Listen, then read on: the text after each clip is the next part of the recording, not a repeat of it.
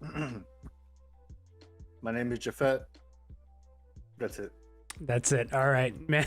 Man, a few words, very short and sweet. We like that here. We like that here. What's up, Jafet? How you doing tonight, man? I'm doing pretty good, man. You guys doing okay? We're doing all right. Yeah, We just doing all we right. finished our show and we're chilling here. We're here to talk with you. We're gonna have a good time. It's gonna be lit. It's gonna be fun. All right. But yeah, Jafet, why don't you go ahead and stuff like lit? You're already scaring people away, man. I know. I'm so bad. I know. I'm so bad. But we're working on it. But yeah, why don't you tell us a little bit about yourself, Jafet? You're a musical artist. You're from San Antonio, correct? Yes, from San Antonio. I'm living in Michigan at the moment. Ah, okay, Oh, gotcha. gotcha. Very interesting. That I did not know. Did you look at So that? came over here for a few months for work and also just to have some solitude.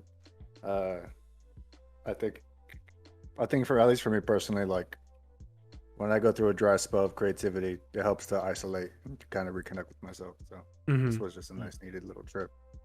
Yeah, I get that. That makes a lot of sense. I like just being by myself sometimes too. Just like that's why I sit in the car all day and listen to shit. Yeah. But Also, yeah. just change of scenery is always good too. Oh yeah, definitely. Yeah, it's always healthy, man. It's always healthy to get a change. But yeah, I'm from San Antonio originally. I played in the music scene down there for a few bands for a couple years. Then after a while, I got kind of tired of the whole band thing, and then COVID came right at the perfect time because that was around the time I wanted to transition out. So didn't really have to think of any excuses. COVID kind of took care of that for me.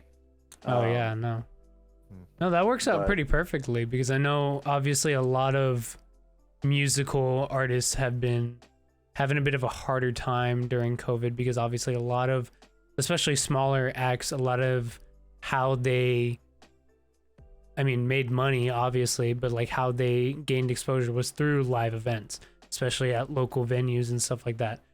But it seems that you kind of grabbed the bull by the horns at the right moment and you kind of went with the wave.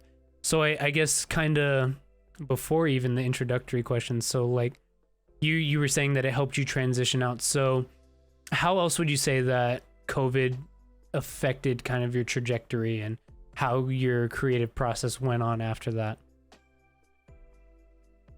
Well, since I wasn't really having to worry about performing all that much, I could really more or less practice the music I wanted to practice as opposed to the music that the band was playing over the weekend.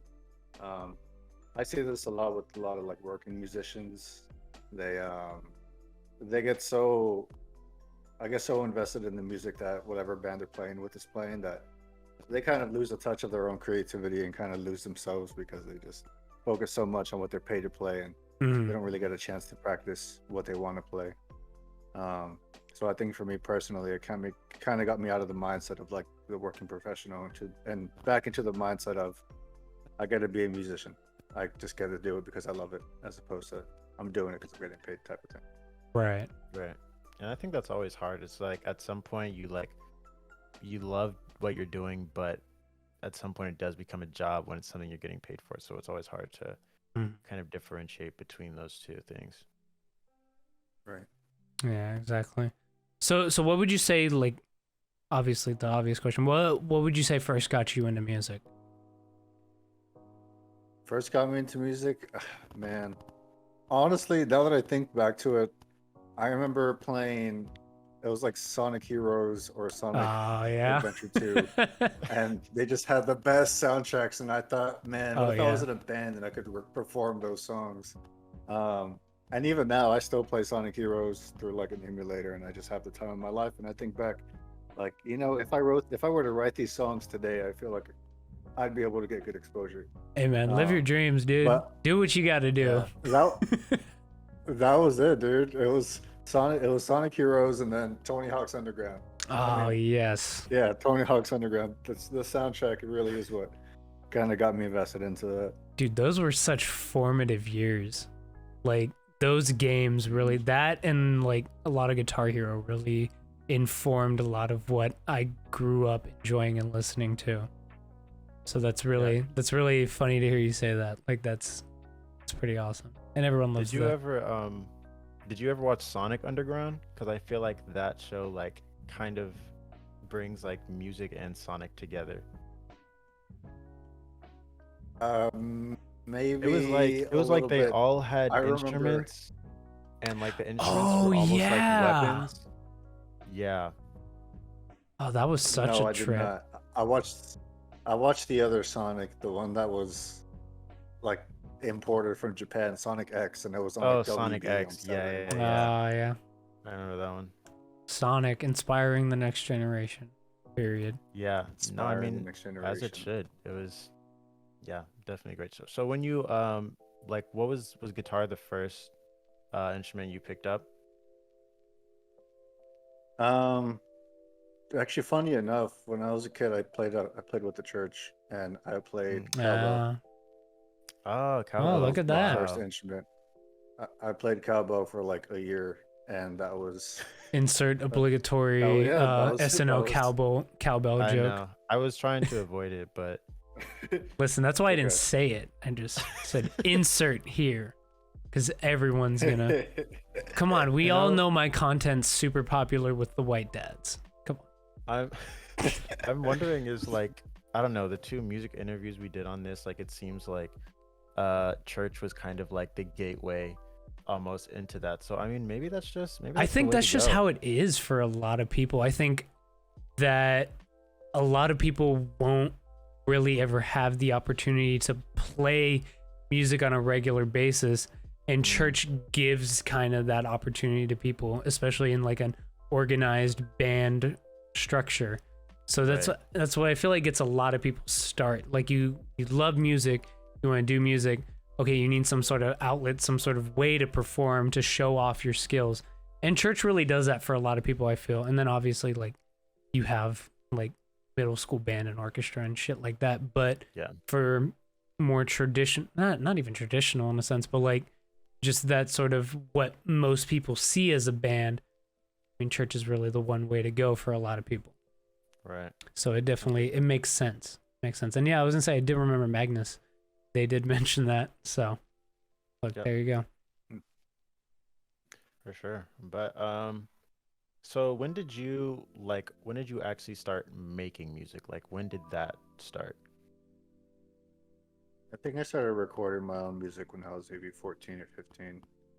I remember I had access to the sound booth at my grandmother's church, and I downloaded like a free trial of it's a software called Mixcraft, and in like 2 hours I just recorded whatever came to mind first, and then that was kind of where it started, just recording songs in the sound booth at church. It's funny, I got in trouble a few times because they didn't like what I was recording because it sounded too secular. And so I remember my mom having a conversation with me, telling me like, "Mijo, this doesn't sound like hymns. You can't record this here." And nah, man. I was like, "Listen, I'm really sorry." But I mean, that was the start of it, dude. It was, I don't know, it was funny. Hey, man. Hey, Christians can make all types of music nowadays. You got Lecrae out here. Yeah. What's the Christian metal band? Yeah, Skillet. Yeah. Oh See, Christian music comes in all shapes and sizes nowadays, man. I don't remember which episode we talked about it, but they're like, I feel like Christian music, although usually behind, are kind of like, they have insane marketing heads at like, all right, how can we get the youth? So they did the rock music with Skillet.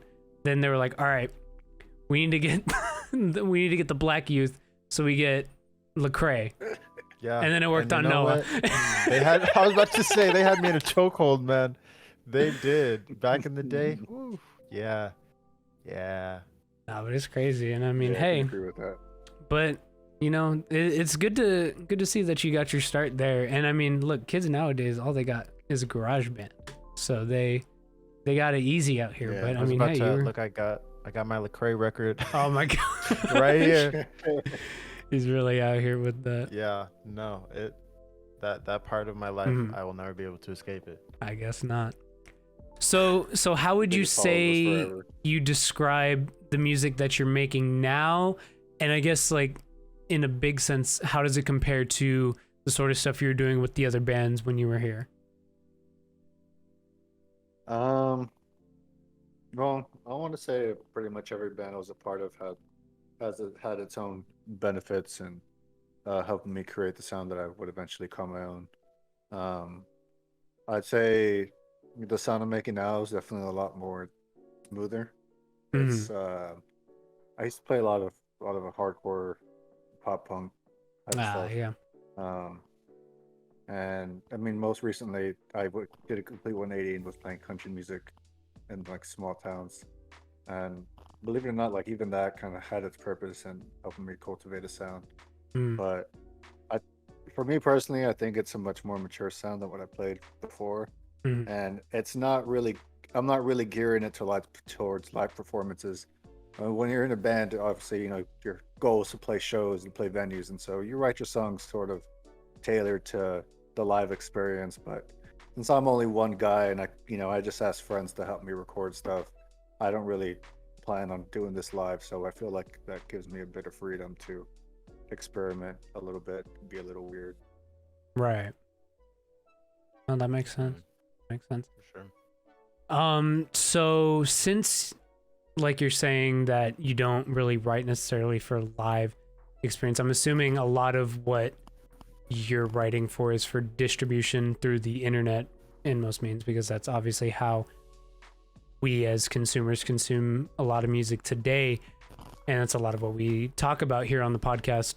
So how would you say, like, how is the internet really impacted kind of your creative process? And two, I guess kind of a follow-up to that, what ways do you think you are taking advantage of the usage of the internet to distribute your music, like, and be it from a marketing sense or whatever else like that?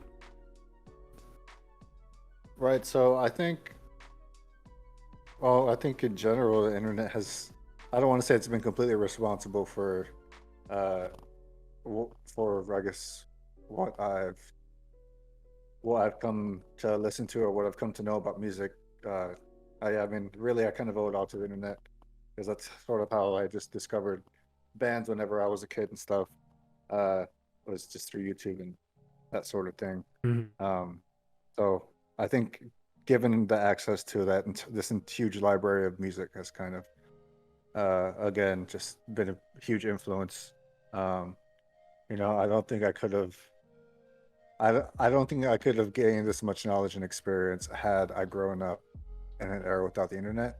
Right. Because then that goes into digging up records, and obviously being raised like in a Christian home, it's kind of hard to escape and find yourself a nice CD store.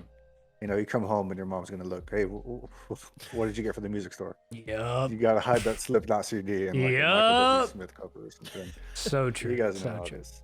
Yeah. No. But as far as like marketing and distribution, yeah, it's again, modern times, you're really not going to get a lot of exposure unless you're going on the internet trying to put in that sort of work. What I do is I like to submit to bloggers, people who make playlists. I'll take out some ads on Instagram, Twitter, that sort of thing. I mean, those have been the major things to help. Yeah, not playing shows kind of has its disadvantage, but having the internet at my fingertips has been everything. Do you think you're someone that's going to take advantage of TikTok as a means of marketing at some point? Man, I'm trying not to. I'm really trying not to, but the way that looks, because the truth is, I don't know how to use it, man. It's a powerful tool, though. It is an extremely powerful tool. Like, obviously, we've seen people completely explode off of there, both in they just got popular on TikTok and then they started making music, or like people's entire careers have been just completely due to TikTok. So it's definitely a super powerful tool. And like, I have a bit more of a marketing background, so I would say that I definitely recommend it. I guess just kind of a big strategy is just make some content on there. Just go the Lil Nas X route. Just fucking blast your music all over the platform in anything and everything you do. And it is confusing, but I think as you spend more time on the platform, you get the hang of it and how it works and kind of the culture there. Because with every social media platform, there's a culture. There's a culture on TikTok, there's a culture on Twitch, there's a culture on Instagram, Twitter, etc., etc. So learning that and like being engrossed in it, I feel is really important. So just that, little advice from old me. like you were saying, I don't know. Right. I just No, I appreciate it. Lil Nas X School of Marketing, man. Like, He really is he's got one it of the down. best to do it. I will never be able to do that. But Exactly. yeah, no. I mean, speaking of just other artists, who are like some people that you would really want to work with at some point? And this could be as like crazy pipe dream as you want. Like you could say you want to Yeah. work with Drake. I would not knock you for that. Well, if we're going down that road, actually, I would love to work with Erykah Badu. Oh she's- yes, Yeah. yes. He's one of my greatest influences. And honestly, I mean, a lot of the people I would want to work with are like really old or dead. 'Cause I'm a huge Pink Floyd fan. Oh yeah. To be able to work with like David Gilmour or Roger Waters would be amazing. But even like for pipe dream status, I mean, I feel like that's so far fetched that, you know, that's, I don't know, I can't really picture it happening. Hey, shoot for the stars, But man. you know, and you're right. So, yeah, I think if I could, first I'd work with Erykah Badu, and if probably go see John Mayer after that. And oh man, you know who? T-Pain. I would love to get in a session with T-Pain, but Dude. like without auto tune, just his natural voice. Oh He's my God. that man has pipes. He can sing, man. He doesn't need the auto tune. He He doesn't. But it just No. it does add to the things. But yeah, no, man. Hey, T-Pain's been killing the features. Like he stopped kind of doing his own music, and he's just been doing Twitch. So I mean, hey, hit him up in his Twitch chat or his Discord. I would actually, you know, now that you're on Discord, highly recommend get in T-Pain's Discord, because he does a lot of reaction stuff on his streams, and people get put on through that. And I highly recommend. I think especially with your sound too, I think it's something that he could definitely get down to as well. Honestly, I don't know how T-Pain check it out. always. Honestly, I feel like we talk about T-Pain. I love T-Pain. I admire him so much. I admire him so much because just from a content creator standpoint, I just really admire it, and like how he's able to have fun with what he does. Because like, I mean, at the end of the day, and I think just as a creative person, you can understand that sometimes it's, and you know, especially like how it was with the band, sometimes it's just not fun to do what you do. So you got to find ways to, you know, breathe life back into it. Right. So I guess on that note, in what ways do you breathe life back into what you're doing, even when it's like gets a little bit hard? Because I know obviously with music, I mean, I don't make music, so I know it's definitely probably insanely hard to, and I know you mentioned before sometimes just getting a change of scenery helps in those creative slumps, but what are some other ways you would say that you do that? I would say I stopped working on music altogether, and I just go through maybe a transition through like a week, 2 week period of just listening. Yeah, listening to new music, discovering new music, and then just not even touching an instrument, but just taking that time to really listen and really grow and try to learn something I haven't learned before. I think that helps a lot. Right. Well, that makes sense. I know we talked about kind of some of your biggest influences and who you'd want to work with, but did you have any like personal mentors, like anyone that you knew personally that kind of mentored you in music or kind of brought you to where you are?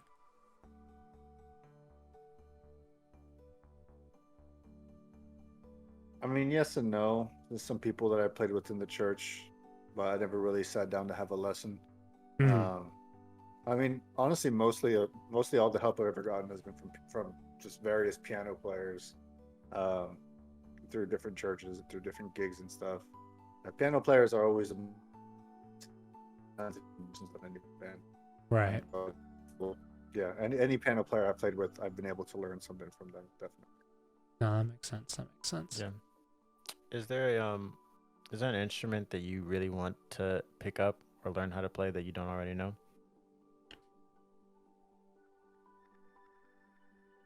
Probably the piano. Yeah, probably the piano. I cannot play piano to save my life. Yeah, that's hard. Tried to Yeah. sit down one time. I was like, you know what? I'm gonna do it. I'm just gonna teach myself. And I like pulled up a YouTube video, and I was like, no, no, this it's not gonna happen.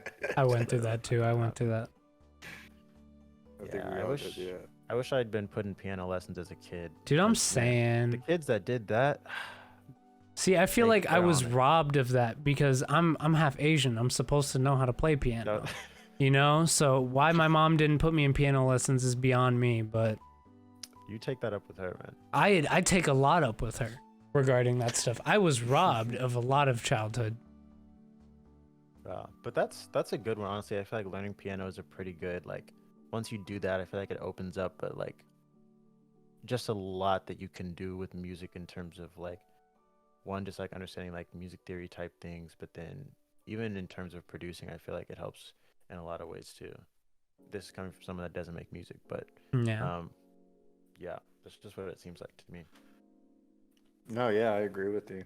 You know, the thing with the piano is all the musical notes are laid out in front of you, Right. and supposedly it makes it a lot easier to write.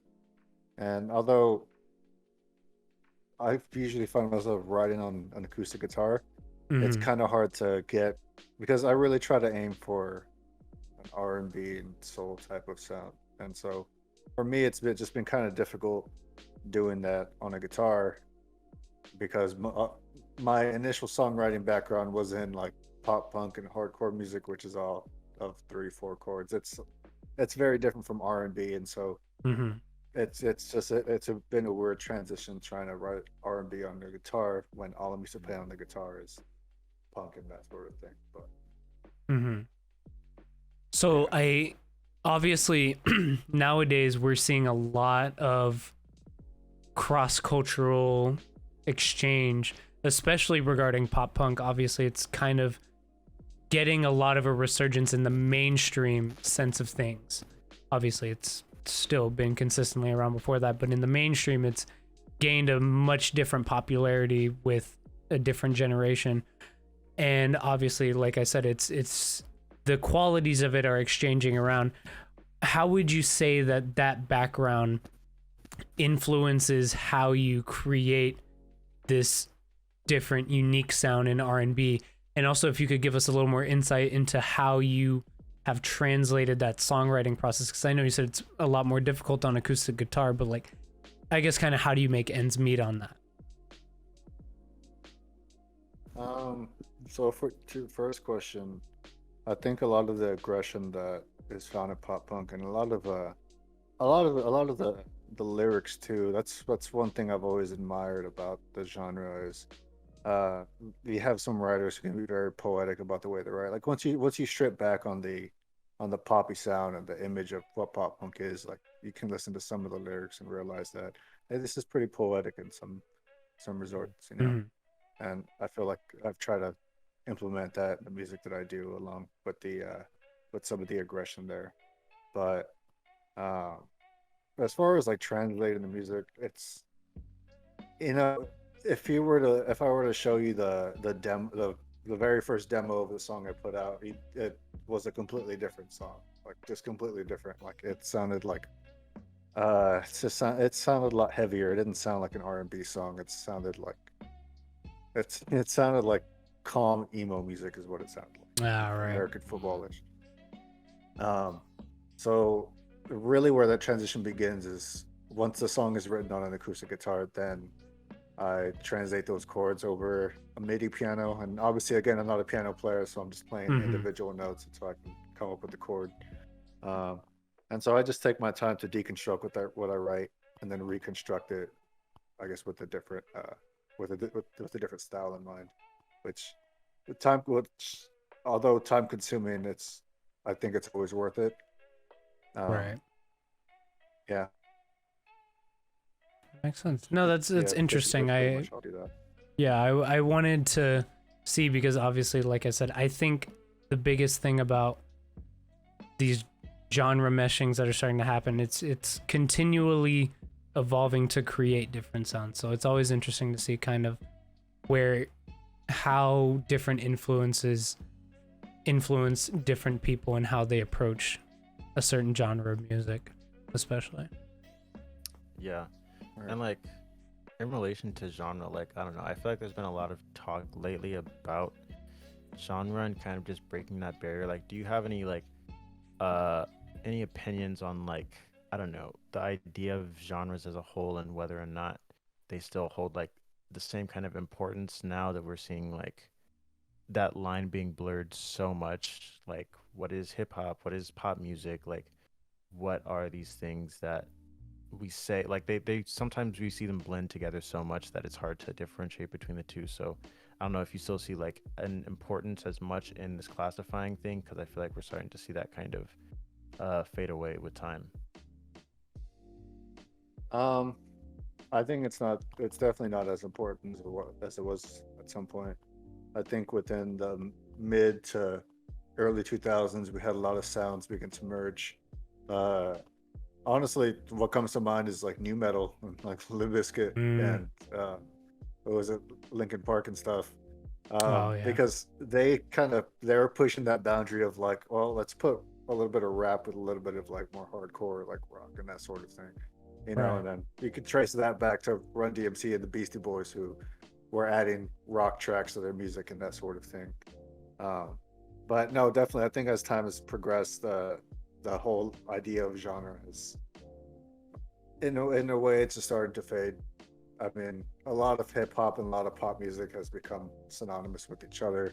A lot of Right. R&B, again, the same. And like we're seeing, like we were talking about, like pop punk is started to become a mainstream thing again once it's mixed with like more pop elements.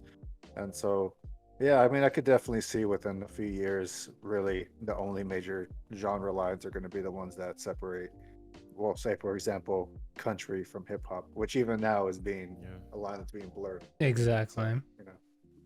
And it was, gosh, it was only like maybe 10 years ago or so that like that sort of genre blending was unfathomable in a sense, but like we're getting it Right. now.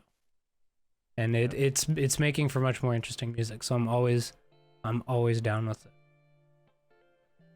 For sure. Exactly.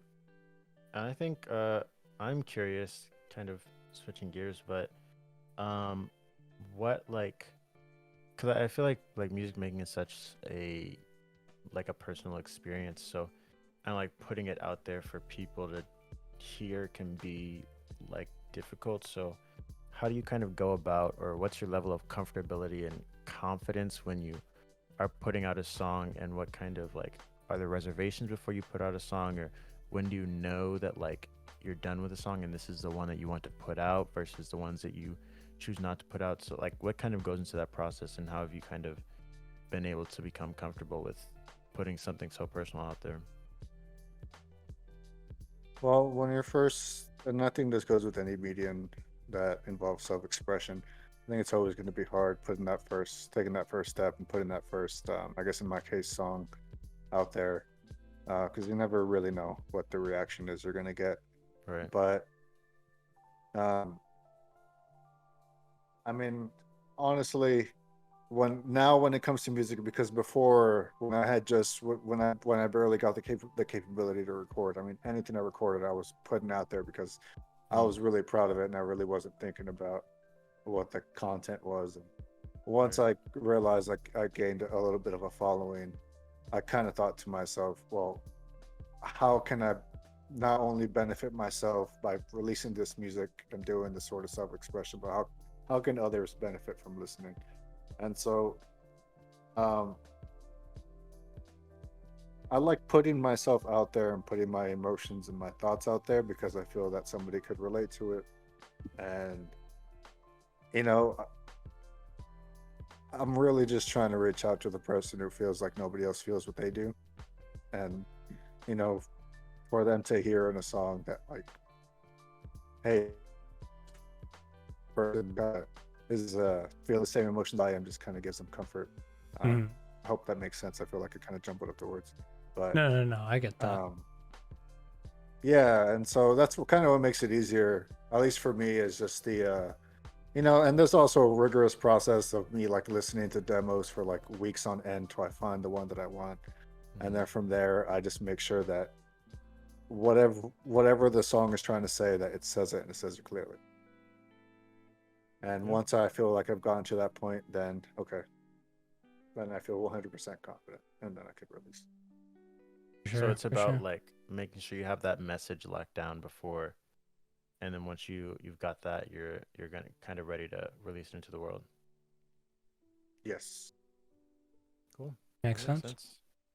For sure. I guess kind of jumping off that point to where you were saying that you're looking for the person who thinks that no one else understands how they think and how they feel.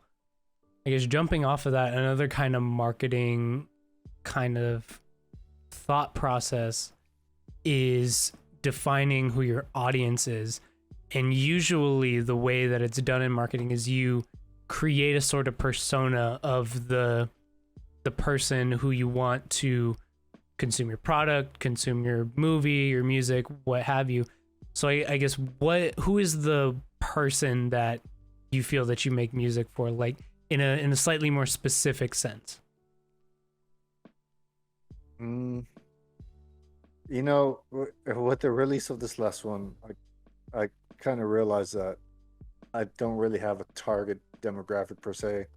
And I mean, the reason how I came to that conclusion was when I was submitting music to curators and bloggers, I wasn't sure what genre to submit it to. And honestly, I never really thought who my demographic would be, but a lot of the people who have reached out to me and a lot of the people I'm seeing are streaming the music are guys between the ages of like 22 to like 27. So I guess that would be my target demographic. If I had to pick one, it would be guys who are like in their mid to late 20s, maybe early 20s, trying to figure out life and trying to establish themselves. I mean, obviously, being a guy who is mid 20s, that's something that's relatable. Right.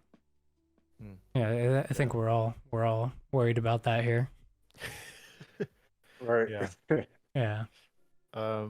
Would you say like when you're making music, like are you trying to put, 'cause I know there's like, even in terms of people that are kind of putting themselves out there in terms of like their personal, like what they're going through personally, like artists and their music and stuff, and they seem very genuine. There's still a level of a persona, or a level of kind of, I mean, not, I guess, acting, if you will, in a way, and kind of guarding who they really are, because in some ways you don't want to have to necessarily show everyone who you are. So I think like you mentioned before with Lil Nas X, like even he's someone that is like become a lot more personal in his music, but I think he's even said like, behind the cameras, like I'm not necessarily as wild as you might think. So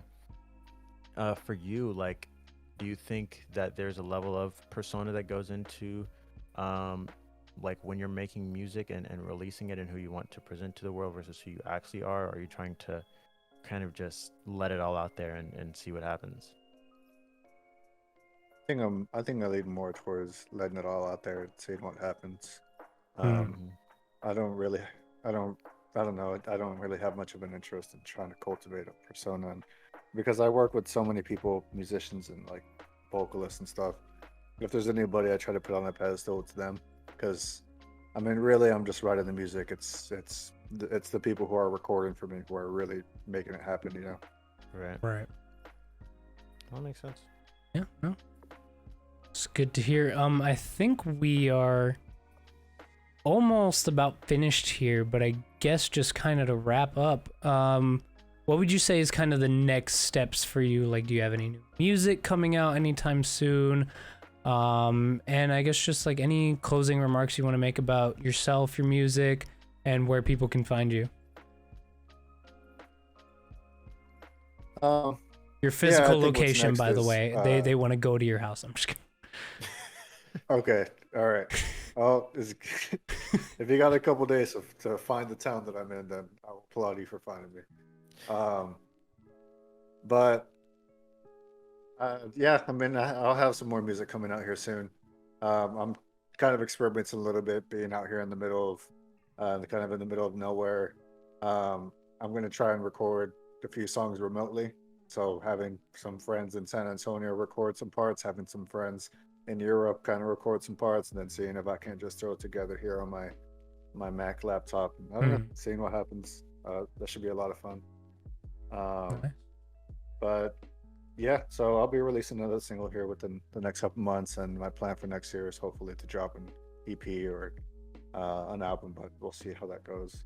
Fingers crossed. Just dropped that song, Silent Company. It's on Spotify, Apple Music, YouTube, anywhere where you can find music.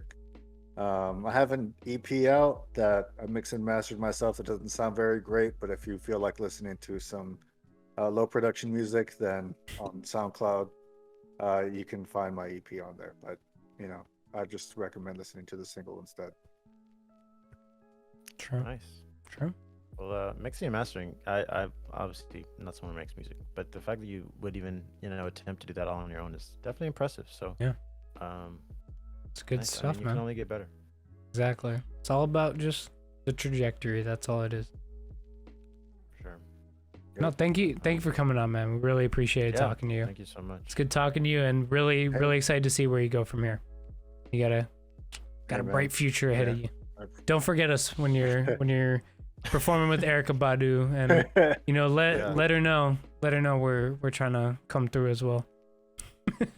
All right, tell her to come through for the interview. True. Yeah. when y'all have your big single together, you'll come do another interview for Needle in the Lens. Yeah, for sure. I'll give you guys exclusive rights to the interview. Nice. Thank you. Thank you, man. Cool, man. I appreciate you guys. Thanks for having me on. Yeah, of course, man. For sure.